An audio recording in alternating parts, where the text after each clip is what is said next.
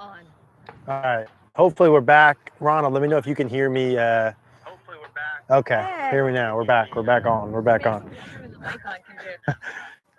We're having a difficult start. People connect to chat. Please try again. I'm gonna hit some and just see how it looks. Are you questions? Yeah. See if it. Ooh. Happily,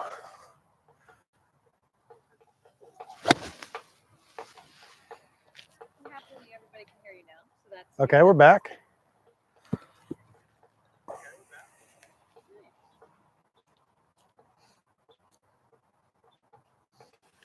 so random work to do. What's a good drill to stop lifting your Can you turn the volume down on this? Yeah, We don't yeah. hear ourselves. train wreck? What's a good drill to stop lifting your head in the backswing? You should have to maybe do something like that. What's a good drill to stop lifting your head in the backswing? So during the backswing, if your head comes up, so if you see my head in the background and your head lifts up, that's in all likelihood too flat of a shoulder turn. So what you need to feel is your lead shoulder through my left shoulder working down more, so adding left side bend during your back. So if you watch my head and the back, my left shoulder works down, I go down and forward. There's also flexion extension. So when you go back, you might be overextending, but again, the left side bend gets you down. So you feel your lead shoulder go lower.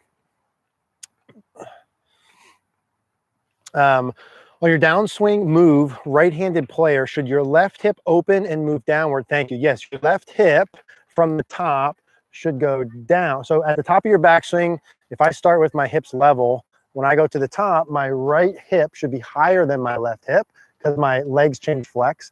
In transition, my left hip should remain lower than my right hip in the early transition phase. It should move down and back until it gets to the point of about left arm like 45-ish. Last parallel for the longer guys, but left arm 45-ish, the hips get level, and then from there they start pushing up and forward. Got down. Jerry, what's up, buddy? John, you mentioned stack and tilt. What do you think of that swing? I like a lot of stuff that's in the stack and tilt. What Mike and Andy actually put out in their DVDs and books, and kind of sort of what has gone on or talked about are two different things. I like a lot of the stack and tilt pattern, especially for solid contact and building in an overall pattern. The picture quality is really shitty there. At address, possible is the club shaft in line with your lead arm or the center of your body? Are hands high or low at address? At address, so I'm not sure I know exactly what you're saying, JZM, but at address position, the shaft should point roughly at your belt buckle. So this would be above belt buckle at the middle of my body. This would be below belt buckle. The shaft angle should point basically right at your belt line when you start, if that's what you mean in terms of the angle of the club.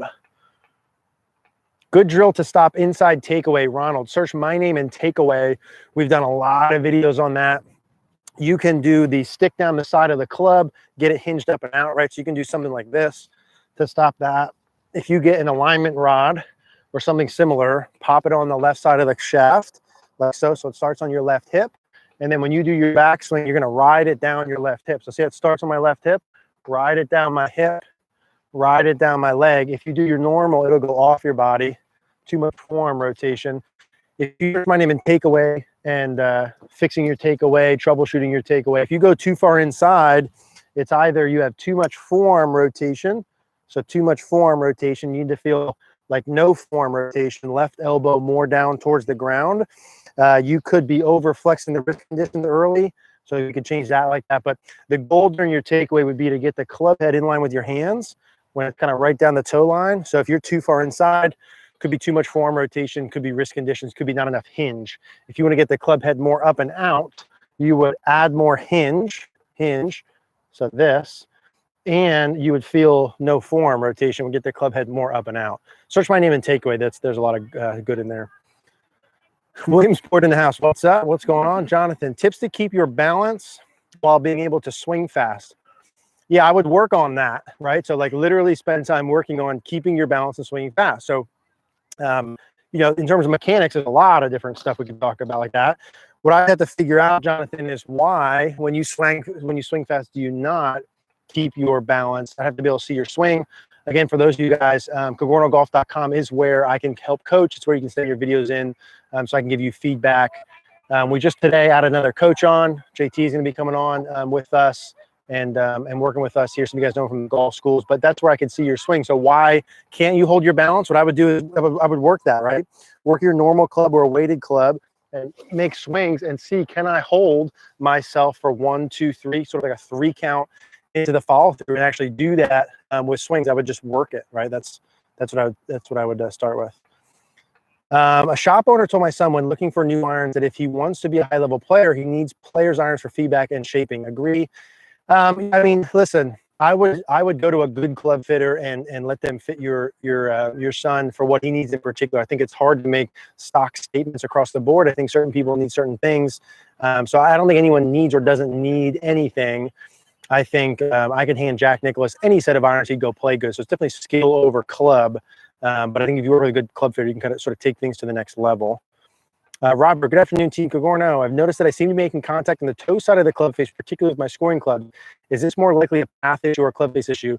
For you, Robert, in particular, you need to focus only on the pieces we talked about. So you got to be careful coming on here and ask these other questions. For you, that downswing pattern and the face and all that, we got to start getting the downswing underneath the stick more from inside first. Don't worry about anything else yet. Let's pound that. I will fix the rest of the stuff as we go. Don't be worried about anything else. I meant stop lifting my hands.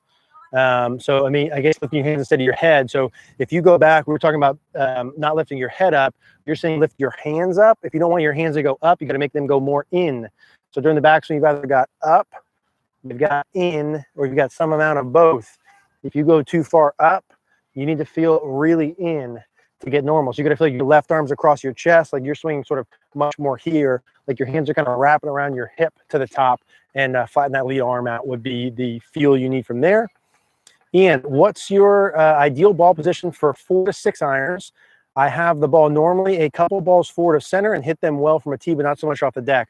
I would say ball position, you know, stock ball position, we'd say for like an 8 iron from straight line down, would be basically off left ear or left eye. So kind of just forward of sternum location between sternum and shirt logo. I'd play my 8 iron-ish off there. You can move the 4, 5, 6 a little forward from there, or you can keep it right there and change with the feet would be fine either way. So left eye, left ear, just forward of that would be stock, and then you can move it more back if you wanted to kind of play more draw, move it more forward if you wanted to play more fade.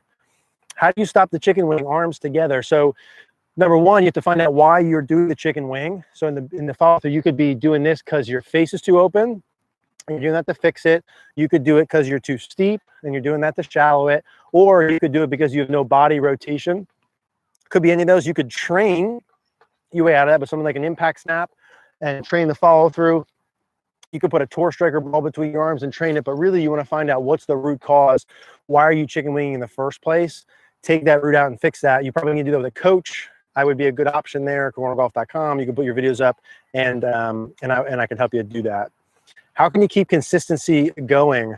Peter, it depends on how you define consistency. There's really no golfer who's extremely consistent, maybe other than Tiger Woods for a short period of time.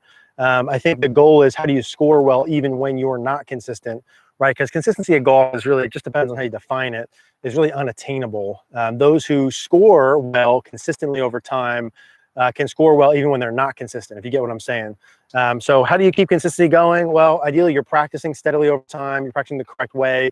You have good mechanics. You're improving your mechanics. You have a sufficient amount of time on course, good pre-shot routines. Then you're still you can do everything you want really good and you're still gonna play bad. PGA Tour player could grind, do everything right for a week and place 20th and do the same exact stuff next week and shoot 78, 78 and miss a cut. So like literally that's inevitable. So that's something to think about. Ian, winter's coming real soon, especially here up in north in Canada. What drills do you prioritize to maintain the swing fields with minimal practice? Thanks again, Team Cogorno. Yeah, Ian, what I would do is, again, I would find a coach, especially during the winter time when you're working on your mechanics. It's important that you identify the correct priorities and how to practice them.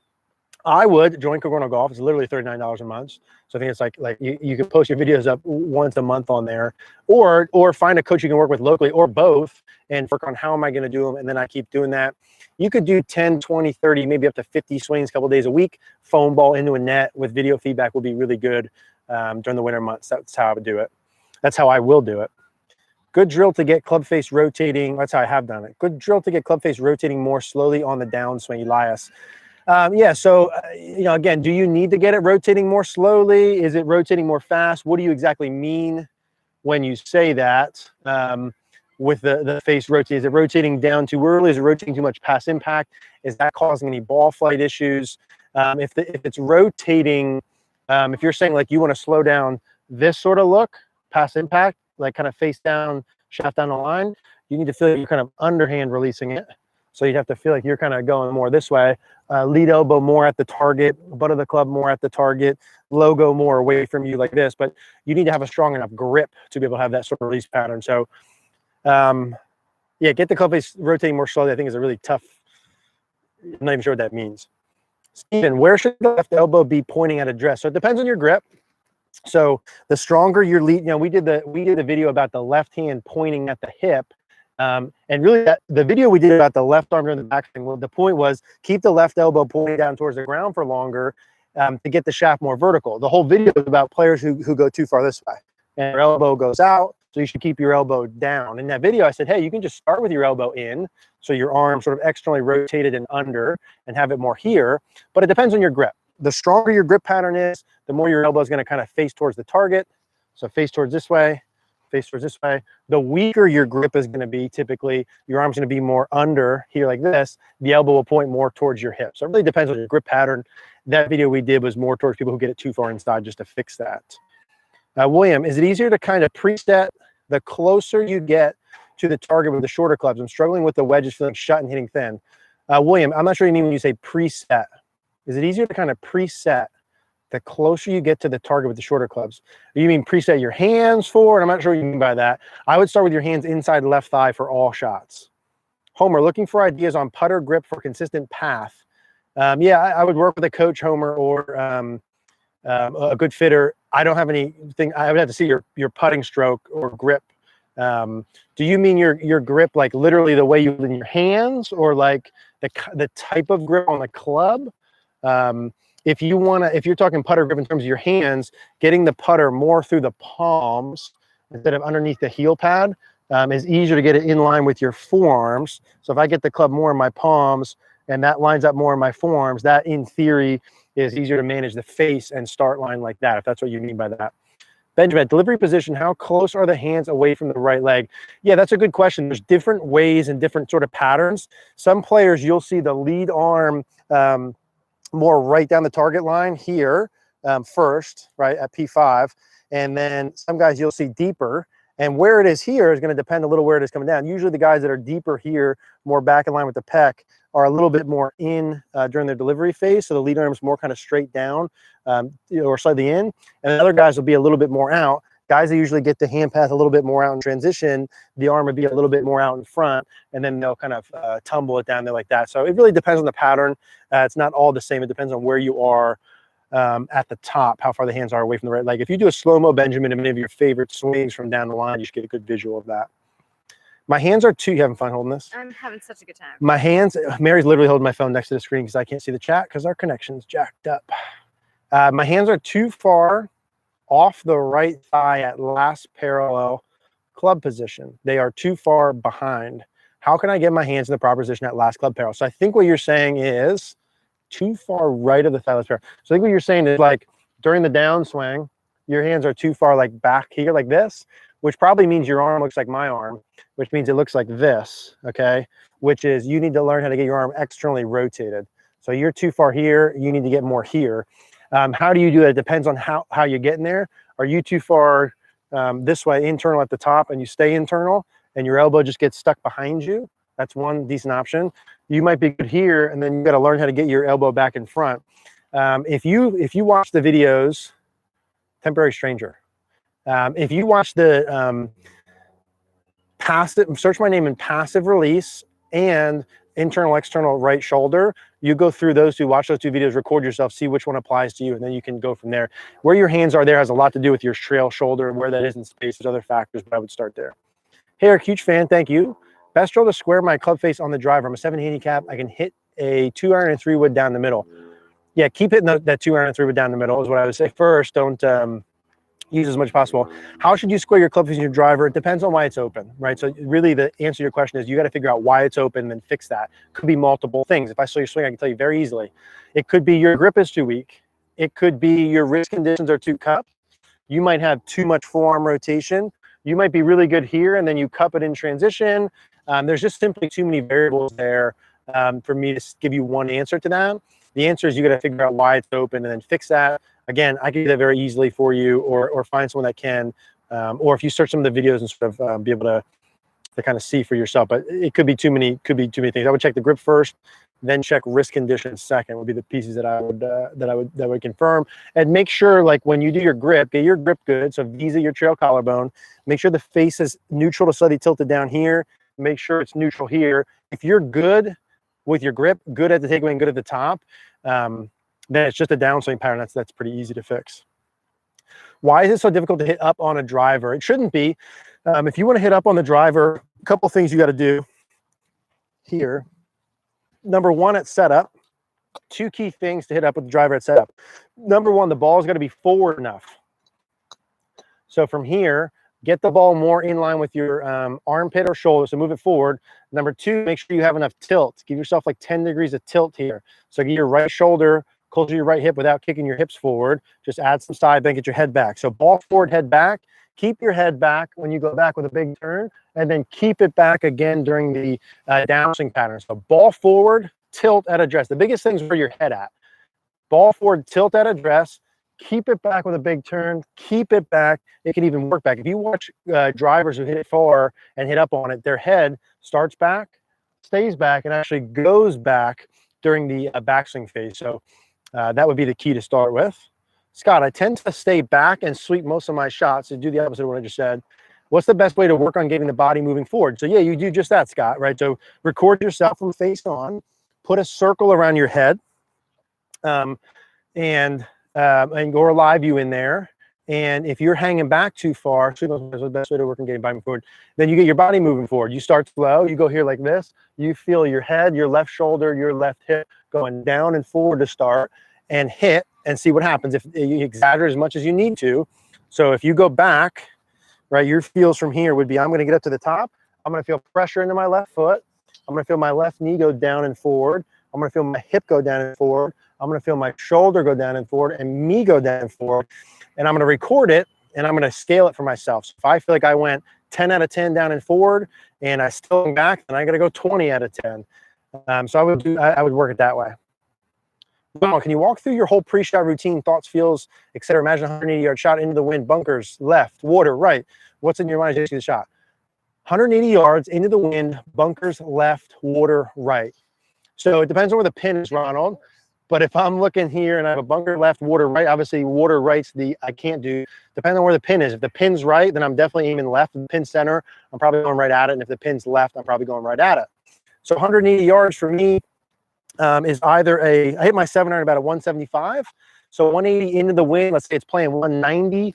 That for me would be a smooth 6-iron. I pull my 6-iron out. Let's say the flag's in the middle. I do 2 swings behind the ball. Swing number 1 is mechanical. Feeling my feels, which for me is depth and width. Feel it once, reset, then turn that. So I'm sort of thinking about it on the first one. On the second one, I'm turning that thought into a feel. I make my swing. I reset. I look at my target. I breathe. I visualize my ball pattern, see it going up, see it landing by the target. Now I'm breathing as I'm walking up to the ball. Intermediate target, set, 1 look, waggle, 2 looks, waggle, and then I hit. So that would be my my normal thought process there. It really depends on where the pin is in that example. You are welcome. Chase, can't consistently get my weight over my left side. My left foot slides out to the left of my drive follow through. Yeah, I would say the left foot sliding out isn't that really big of a deal. Most all good drivers of the golf ball, if you watch them closely, their lead foot slides out. In terms of getting weight to the left, you know, what you want to make sure you do. So with the driver, I'm not as concerned about being as far forward. You want to make sure the pressure goes left, but you don't have to be like way up here like this. A lot of really good drivers, if you watch them, are a little bit kind of more angled back to hit up on it enough. So yeah, Chase, I don't know if it's even a problem or not. I probably have to see your swing and ask you more questions to comment on that. You're even retracting some things here. Dave, or someone is, should full wedges be hit from an open stance? I see a lot of pros doing that. Should they? They can be. They don't have to be. Not a full rule. I would say that most good players, if this was just sort of a stock shot, and let's say I'm going out towards a target, and let's say this is square, like this, just call this square. I would say for 30 yards inside, I'd be open, right? So my left foot would be pulled back and flared. That'd be a 30-yard shot. 50 be a little less, 70 be a little less. By the time I'm working into a full swing, my stance is probably just a smidge open from foot flare. Why would you do that? Helps you keep the club more on, or just let the outside plane and stay on top of it. Because you're hitting down more on a wedge with your angle of attack, your swing direction has to be more to the left in terms of like deep plane mat stuff behind a neutral path. So the more you hit down on a ball, the more you have to swing left to neutralize your path. The opposite is true of the driver.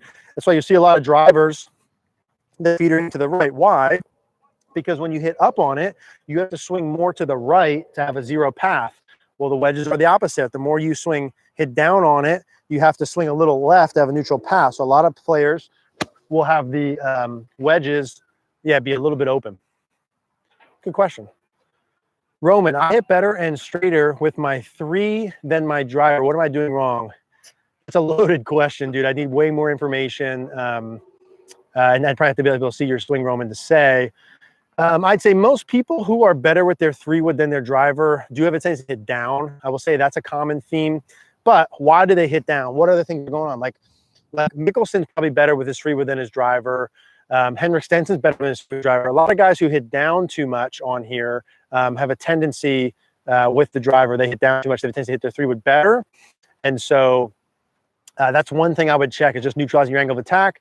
That could be setup related. Maybe the ball's too far back with your driver. Your swing direction just might be too far outside and across. That's why you hit down too far. It could be multiple variables. Dennis, been drilling from a good, just watch this thing here. Been drilling from a good position at top with a little hand change.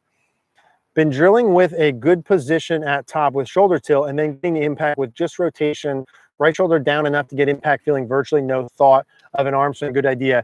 So guys, you have to keep in mind this. Number one, feels, are irrelevant. So there is no feel that is correct or incorrect. Feels are all relative. Okay, what you need to do, and I don't mean just you, Dennis, but I use it as a good example.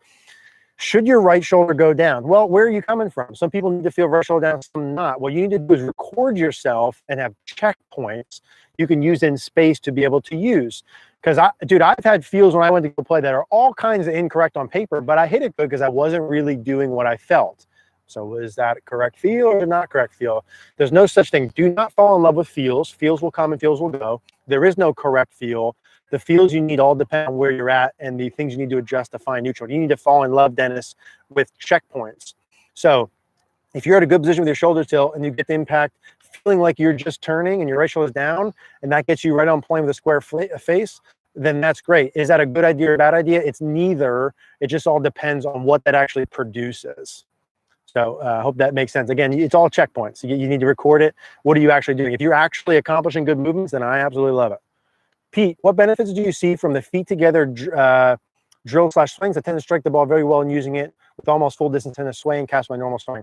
Yeah, what I see when the feet are together is just it doesn't allow you to move as much, right? So if I took a normal setup and my feet were very close, if I move too far to the right or to the left, I'll literally fall over. So it doesn't allow you to move that much. It keeps you pretty centered and sort of turning around your body. So it really eliminates variables. If I have my feet wider, now I can sort of move without falling over. With my feet together, I can't. So that probably, Pete, means that in your normal swing, you got too much motion somewhere. Again, the theme of today and always, I have to see it to say for sure. Cogornogolf.com. But yeah, that's what I would say with that. Glenn, with longer irons, is it okay for the bottom of the club to lightly touch the grass before impact? Yes. Fascinating video on follow-through position at handicap level yesterday. Thank you. Playing devil's advocate, I saw that. Isn't that position dependent on what's going on before? Absolutely, dude. Yeah, 100% dependent. You got to keep in mind, you know, in every video, we can't cover every single part of the swing. And so that video was specifically about hitting follow-through parts. Does your follow-through depend on where you're coming before? Absolutely. Does where you're coming before depend on your setup? Absolutely. Does your setup depend on the length of your clubs? Absolutely. But I can't cover that all in the video. So that was just follow-through stuff. But I like that devil's advocate, you know, if you guys don't all assume it's just all correct, let's have conversations. But yeah, I mean, there's a million micro things we talk about in every single swing video. Neil, my miss with driver has become hard pull left. Any drill to work on guarding against it? Yeah, Neil, I would start with making sure your setup and swing direction are good. So if you're pulling it too far to the left with your driver, I still do have a T. If you're pulling it too far left with the driver, I would first confirm that your setup stuff's good. So if you're too far left, the ball might be too far forward. Your shoulders might be too far open. Your feet might be less. Confirm those things. Make sure the ball's neutral. Make sure you have enough tilt at address. So ball's neutral, tilt address. Make sure your hips and shoulders are square to slightly to the right first. And then you want to work swing direction. So if you search my name and shallowing your downswing, best drill I've ever seen, things like that, you can pop a stick in, something like this, and make sure your swing direction's good. So something like this, not quite this, but you kind of get the idea. So set up, make sure the ball position is neutral. You have tilt, you're at least square with your shoulders, and then you're feeling the club working more under and kind of high and to the right. We'll go ahead and try one. Hopefully not snap a stick here. So that would be the that'd be a starting point there in terms of the pull. And there's a lot of drills you can do for that. I mean, we've done some stuff, anything in terms of shallowing, fixing the fade, draw pattern, stuff like that, Neil. That's very fixable. Always check the setup stuff first and then swing direction, those two things. Ryan, hey Eric, weight transfer. I never feel like I'm moving weight correctly off my back leg in the downswing. Any suggestions or feels? Yeah, so, you know, it depends. Again, I'm going to stop saying it, but it's true every time. I need to see your swing. Yeah, you got to move pressure early, you know, to start with. Again, a lot of the answers to your questions, if you guys are actually doing what you're saying, is like, you got to get on video. You need to, like, let's say you hang back on your back foot. So you got to do the opposite of what your problem is. So I say, all right, I'm Ryan. I'm coming up. I'm going to hit balls. Man, I'm hanging back on my back foot. What should I do? Well, I would start by recording myself. I'd say, all right, on this one, I'm gonna do everything I can to not hang back on my back foot. I'm gonna make my backswing. I'm gonna feel like my weight goes really left really early, and I finish really far with my left leg. And then I look back on the camera. I'm like, son of a gun, man! I only did it like halfway.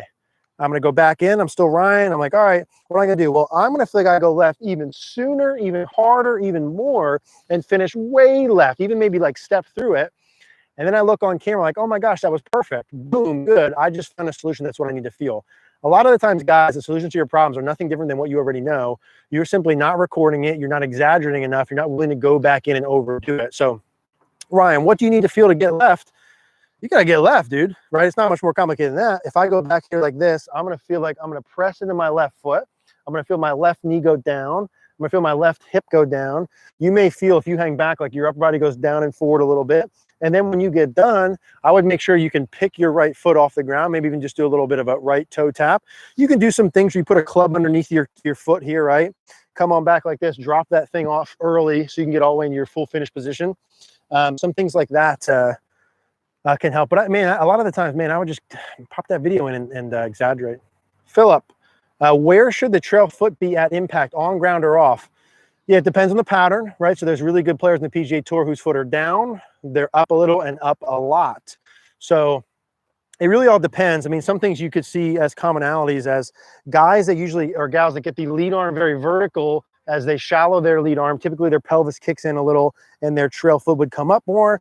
Generally speaking, people that get flat or the lead arm deeper and keep it deeper would keep the trail foot on the ground a little bit longer. Where should yours be in particular? Well, it really all depends on some other variables. I'd say for most players, more towards down and rolling with the trail foot would lead to better contact than up too early. If your trail foot comes up too early because your pelvis kicks in and your knee kicks in, that's probably some issues. So feeling like your trail foot goes down and more or less banks, kind of rolls in this way as you work through and sort of pushing off of your trail leg and extending your trail leg, it probably better feels for most, you know, but that's a general. Okay, so if you have a stronger grip, is your left elbow still facing down halfway back? So if you have strong grip, your left elbow still facing down halfway back. Well, so let's say I have a strong grip and my elbow is more out this way. When I do my backswing pattern, depending upon how vertical I want, so if I go here like this, my left elbow's at the target, really, really strong grip, a really strong grip. When I go back, if I'm going to have a neutral takeaway, I can still have the left elbow facing down towards the ground. And then from there, I can still do that. That's fine. If I get the left elbow away from me, I'm still going to want to, regardless of my grip, kind of roll it inside and be too flat. So I would say, yes, you're still going to have the left elbow more down during your backswing, regardless of grip, but the grip will affect where it is at address more. That would be the difference there. Jamie Oliver, how can I send you my swing? Thank you for softballing that up. You can send your swing at cogornogolf.com. That's where we're doing all of the coaching. There's different tiers of membership. You get access to the Facebook group for myself, and now another coach that we added on, JT, who's my buddy, who I actually work on my swing, who's in there. You can post your swing up to once a month. Really cool community. It's going to build out over the next couple of years. And I'll look at your videos, give you feedback in terms of what you need to prioritize, what drills to do, and guide you through the process. You guys will like it if you try it. Glenn, does the quality of ball really matter to a player with a 12 handicap? Not really. The quality of ball, I think, matters the most around the greens. The better the ball, the more premium the ball, the better the spin and better control, usually around the greens. Some companies might make some marketing arguments about distance off the tee, et cetera, but I think not that big of a deal. No, I would find a ball that you feel good with on the greens and around the greens, much more so than full swing. Julius, I'm having a hard time shifting my forward due to my right leg is 1 inch shorter than my left. Any suggestions? Yeah, I would suggest the same thing that I said earlier to Ryan. You doing okay there, Mir? I'm doing good. Okay. Living the dream. Okay. Jim, do you think there should be a minimum space the driver should be from the ground on the bottom of the swing to not hit the ground if I tee it higher, seem to pull it?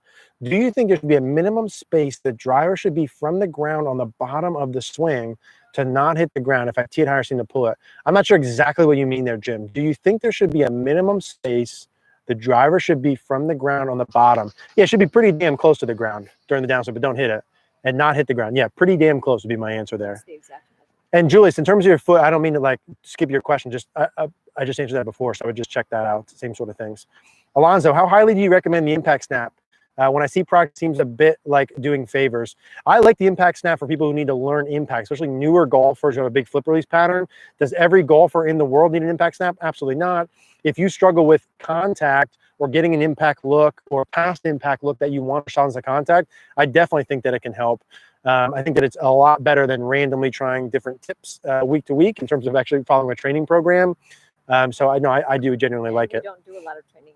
Yeah, and also, Lonzo, we don't do a lot of training aids. I think the only things we've really done so far have been the LiveView, because that actually works really good. The Tour Striker balls. Things we're using. Yeah, things I actually use. The Mike Bender stick I use sticks through buckets. I use an impact snap with people to train impact and for chipping.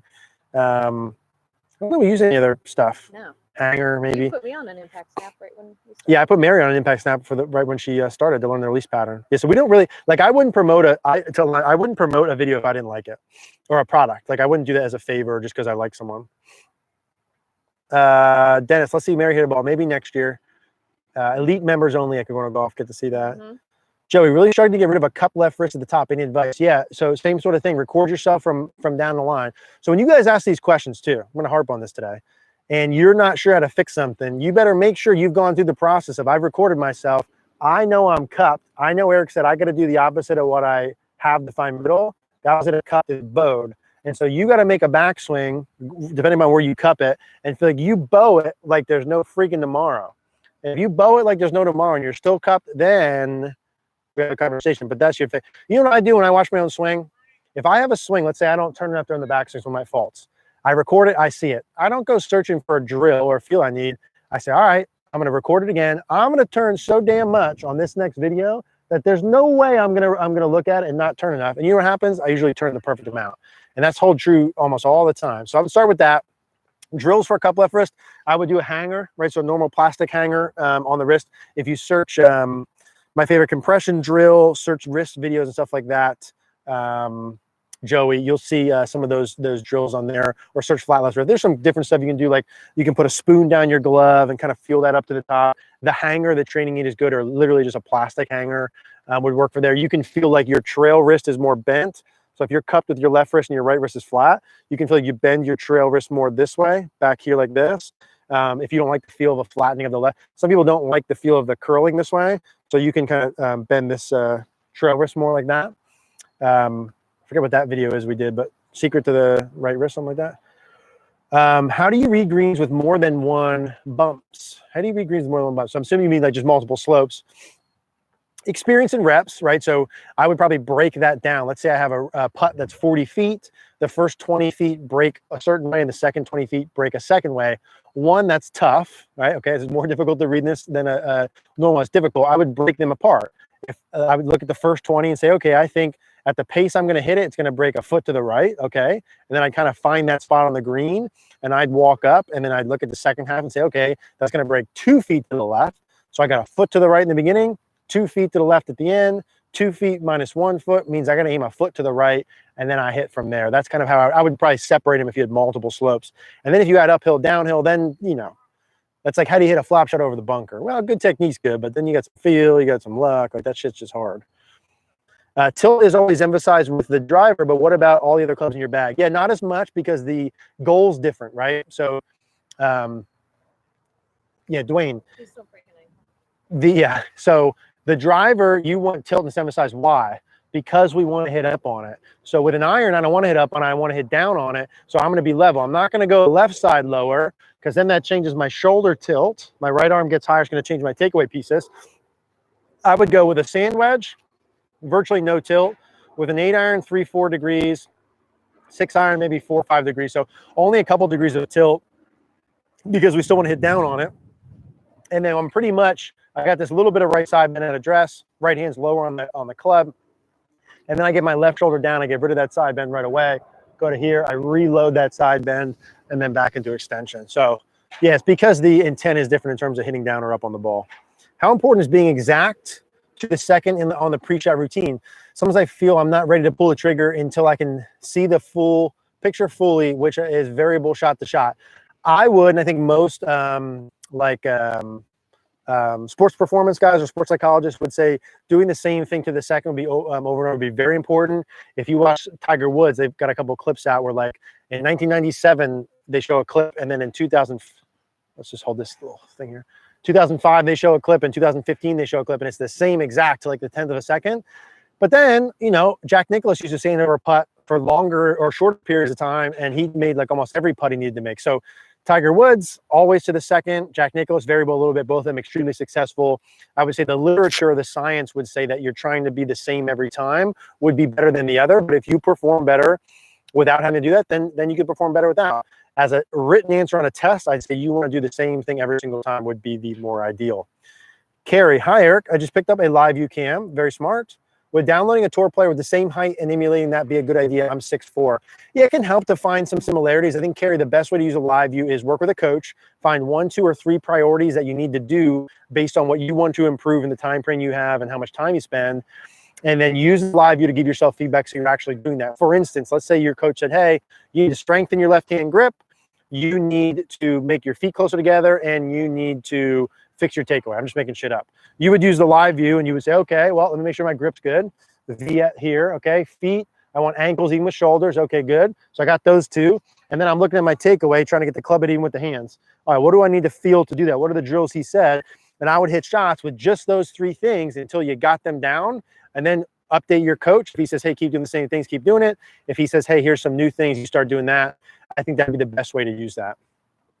I have long arms. My wingspan is quite a bit longer than my height. My swing is somewhat on the flatter side.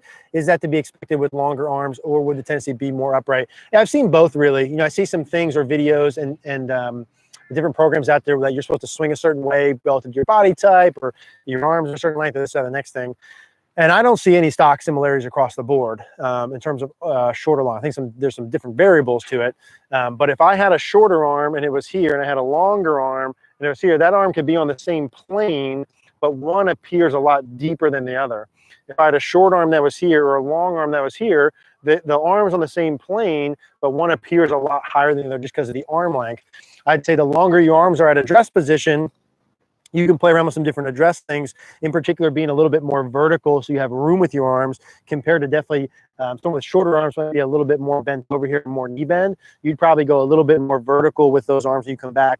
There's different options in terms of backswing and downswing, but that's what I would say in terms of arm length. I don't think you need to be flat nor upright, depending upon or regardless of your arm length. Head and body position with using driver. Feel like I move my weight too much side to side. Yeah, so what you're looking for to address is a little bit of tilt, 10 degrees here. Draw a line down the left side of your head. Keep it right on that with a big turn. Keep it right on that to here, and then actually let it back up a little bit into the follow through. That would be the head position for the driver. Keith, video's terrible, raining or smudged lens. No, it's just really bad internet quality. Rick, hitting pull hooks, occasional shanks, divots always to the right of target. Okay. Hitting pull hooks, occasional shanks, divots always to the right of target, can fix it on the range, but any swing thoughts for on-course correction? Great channel, best wishes from my UK. Yeah, Rick, so hitting pull hooks and occasional shanks, divot always right of the target. I probably have to see that one, Rick. Why are you hitting pull hooks? Well, if your divot's to the right and your swing direction's right, and you're hitting pull hooks, obviously your face is getting too close to your path. Why is that happening? Could be grip, could be form rotation, could be wrist conditions, could be release pattern. Too many variables for me to throw out a random guess into the onto here. So yeah, so I don't know, Rick. I'm actually not going to answer that more than that because I need to see more. Your face is definitely too close to your path and the path too far right in terms of the pull hook. Why would a shank come in? There just could be too many variables there, dude, that could cause that. If you can fix on the range, not on the course, I'd say then that's probably not a mechanical thing. That's a training thing. Pre-shot routine thing, etc. Rick, if you hop on CogornoGolf.com and post your video up, I'll give you a good feedback. But I need to see your swing there. Joe, you recommend thumping on chipping. You recommend thumping on chipping. Is this also applicable to full swing 7, 8, 9? Yeah, the thump with the chip that I like is about using the bounce, right? So if you're someone who's had this ball back, hands forward, really clipping the grass, if you chip that way, that's good. If you want to learn how to use the bounce, you got to open the face. You got to give yourself a little bit of hinge, but you want to create a thud, almost like a bunker thud. And I'll do one this way. And that's how you can hit little chip shots, right? And get rid of the fats or thins. If you can get that little thud in there. Now, does the same thing apply to the full swing? Not really, because you're not trying to use the bounce. You're trying to use the leading edge. So you're still trying to create a divot, but I'd say the thud is more so just with the wedges like inside of 30 would be that. Can you demonstrate how closed your driver is at address if you're trying to hit a draw, and also demonstrate how far out to the right you think the path needs to be? Yeah, so that's relative per person. How far closed would I be? Well, if I have a target out here, and I've had different players do different things, so there's no hard rules here. If I was hitting a driver and I wanted to hit a draw, number one, to draw the driver, especially if I'm hitting up, I got to swing way to the right. Can you say how close your driver is at address? So I wouldn't close my driver at address so I was trying to hit a draw. I'd have my face normal. So let's say I have a target out here. I'll just say the 200-yard sign. Let's say you have a fairway and you want to go right down the middle. And then you got a right edge or a rough line.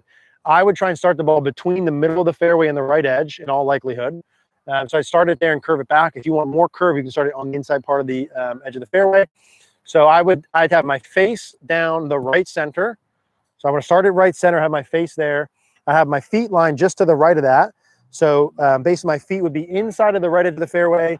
My face would be right center. I would swing on or just to the right of my feet line for the draw. So face is right center, feet are right edge. I'm swinging right rough. That would be my stock. That would be my stock pattern for the driver. But that's different per person. That's not true. That's not like a, hey, you must do this. Yeah, okay. A bumped wrist makes my shot way to the left. Don't do that then. What instruction book on swing mechanics is your favorite of all time? I think there's a lot of really good ones. I think the Stack and Tilt book when it first came out was really good. Jim Hardy has some really good books. There's a lot of mental game books that are really good. I learned a lot more from video. When I really started studying was when YouTube started kind of kicking in and coming out. So I learned a lot more about videos probably from books, but I still haven't read a lot of them. But those two. Yeah, Muhammad, a bumped wrist makes my shot go way left. I'd have to see more. right? So, I mean, if you want me to like, hey, how to fix that? How are you doing the bumped wrist? How much are you doing? What's your grip? What's your swing direction? Where's the ball position? Where's your aim? Yada, yada, yada. So yeah, so don't do it if it goes left, you know, but if you hit it solid and left, maybe keep it and figure out how to get it back straight. Thoughts on a weak neutral grip for irons and stronger for driver? I really do not like the idea of changing your grip per club. I'd find one grip you like and keep it across the board. I was having some trouble with the passive release swing until I started pointing my right palm at the ball in impact. And wow, was I doing that right? Yeah, I would say in terms of passive release, if you're going to feel more kind of external to trail shoulder and a little more passive or undercut, which is what I feel sometimes when I have an overactive trail arm or too much pronation, you would feel like the palm's more at the ball, or even like the palm kind of stays more away from you, and you sort of kind of reverse release it into the follow through, especially if you're someone that hits a pull hook or a hook pattern too much to the left, or you get the ball curving too far left. Those sort of release pattern and passive feels can work really good. That sounds exactly correct. Of course, feels are not correct or incorrect. It matters what you're actually doing. Got to check that. Where do you fix your eyes, on the ball, behind it, or in front of it? For me, when I take my address position, I'm not really looking at anything. It's like, I always liken it like when I'm driving. When I'm driving, I'm looking at the road, but I'm not looking at the road. I'm not like looking at the lines or a specific spot. For me, I'm just looking at the road, I'm just driving. When I hit balls like this, I'm not really looking at a specific spot. I'm just sort of in my field of vision. I'm thinking about my feels, I'm visualizing my shot pattern, and I'm hitting. Now, I've had some rounds where I mess around with looking at a dimple or right in front or right behind. Some players I have that look at a dimple and they like that, or a logo and they like that. For me, when I'm over the ball, I've already done my breathing, I've done my visualization, I'm going through my breathing, I see the ball landing by the pin, and then I go into my shot pattern. So I'm really just looking, I'm not looking at a specific spot. Yeah, you're welcome. Yeah, I don't know that I would make too many adjustments based on arm length, but that would be one thing, especially the setup pieces to look at. And there's some downswing follow through stuff you can do, but trying to hit the stock checkpoints is still a good idea regardless in general. How can I be a little more vertical, shaft inside from the ball at P3? How can I be a little more vertical? So when you go back, if you want to get more vertical, you want to keep your lead arm, right? If you check the one backswing, what was our thing? One simple backswing trick to fix your, one simple trip to fix your backswing for good or something. When you make your backswing, you want to feel like your lead elbow is more down towards the ground. You see I have the stick on here. Butt of the club more down towards the ground, shaft more vertical this way. I'd say your lead, shoulder, and arm rotation are the biggest things. So your shoulder, if it goes internally rotated, will go flat. If it keeps externally rotated, it will go vertical. So you want to feel literally, you can put your right hand on your left elbow, and when you go down, keep that left elbow down towards the ground. That'll keep the shaft more vertical. I feel like your arm is more externally rotated. That would be one way how to do it. When does the wrist hinge in the backswing, and by how much? So the wrist hinge during the entire backswing. If I start with, at address is a little hinge, but let's just assume there's none. By the top of my backswing, let's say the goal is to get to about 90 degrees. Now, does every good ball striker get to 90? No, but it's a good stock little rule. So as I go to the top, if I want to be the arm in my shaft, let's say I want a 90-degree angle. And when I start here like this, I would hinge it 30 degrees by first parallel. So it's 30 degrees hinge to there, another 30 to here, and another 30 to there. So I would just do that as a stock rule, 30, 30, 30. So it's gradually hinging the whole time. It's not no hinge and then full hinge. It's not full hinge and then hold on to it. It's a gradual 0 from 100 the whole time. You want to get the club head even with your hands at first parallel, inside the ball line by the right pec, left arm parallel, over the trail shoulder at the top. Again, sort of 90 there, and 90 trail arm would be good checkpoints at the top. Still making that okay back here? I'm doing. Okay. You got 12 more minutes, Mary. Hold strong. When does the wrist hinge in the backswing, and by how much? I just read that. Alonzo, I've been practicing the drill you titled the best golf shot I've ever seen. Good. I think 10 to 4. Good. I've gone from slices to draws, but lost a bit of distance. I don't know about that. My advice to get, any advice to get more distance with my irons? So yeah, it could be dynamic loft, right? So I would assume if you're going from this way to this way, which would fix your slice and hit your draw, your speed probably hasn't gone down. I'm assuming your contact's okay, but it could be dynamic loft has changed. So when you take a 7-iron here and I have the shaft leaning more forward and I take the loft down, I can turn it into a 6-iron that goes farther. If I take the shaft and lean it back, add loft, it goes higher and shorter. So I would assume in your process of doing this way, you have added some loft at the bottom. Now, how do you fix that? You need to take the loft off. How do you do that?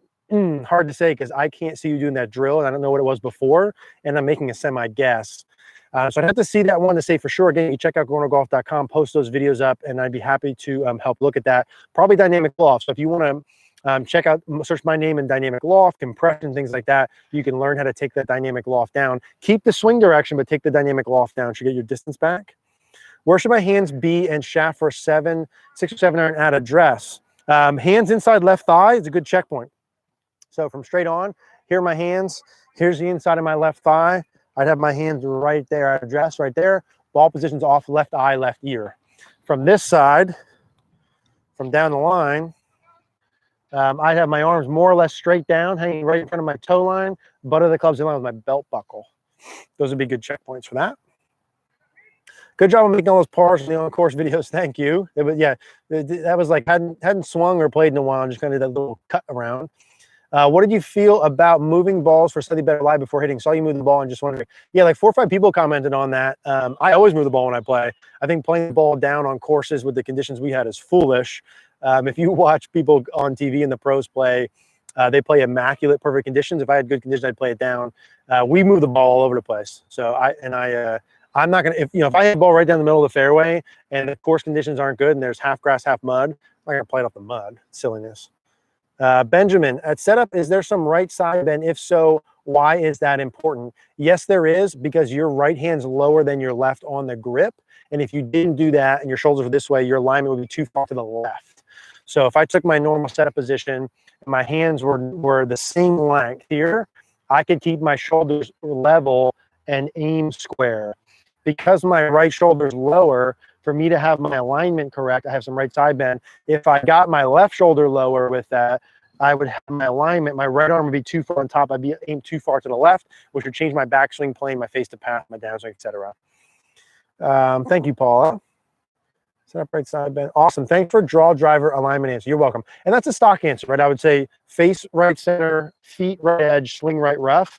Very stock answer. I've had people who do way more than that, way less. It depends on kind of where you're at. When you hit that draw drive, your shoulders didn't point to the right. Why? Yeah, I was trying to have them point to the right. I don't know if the camera line was off or I just did it poorly, but I was trying to have them point to the right. So I might have just done that poorly. Ball below and above your feet tips. Yeah, if you look at previous lives, I did a kind of big, actually the last live, right? What's that? The ball above and below the feet? Yeah. Yeah, the last live. You hit it off the water bottle. Yeah, hit it off the water bottle. The last live, I did a big segment on ball above and below the feet. Kind of went through that. Addie, if you want to go back and watch that, I did a real long segment on that. No, it will not. Applesauce probably not help you. How far do you hit the driver on average? When I went to go get my club fitting done, I was carrying it like 280 to 285 and it was rolling out like 300, 305, 310 if I hit it good. Last year with the old random driver I pulled out and my lack of turn, I was probably carrying it like 260, 65 and ending up like 285, 280, 285, 290.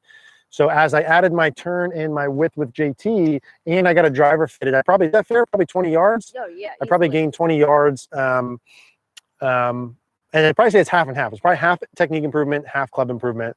So I probably carry it 280, 285, hit it 300. Now the video we just did this weekend, I was doing that little cut shot.